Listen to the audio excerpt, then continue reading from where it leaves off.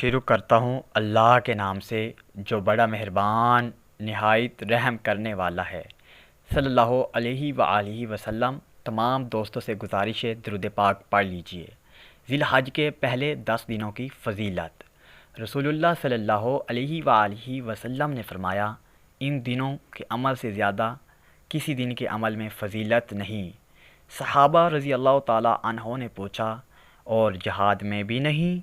आप सल्लल्लाहु अलैहि व आलिहि वसल्लम ने फ़रमाया कि हाँ, जहाद में भी नहीं, सिवा इस शख्स के जो अपनी जान माल ख़तरा में डालकर निकला और वापस आया तो साथ कुछ भी ना लाया, सब कुछ अल्लाह की राह में कुर्बान कर दिया। सुबहान अल्लाह।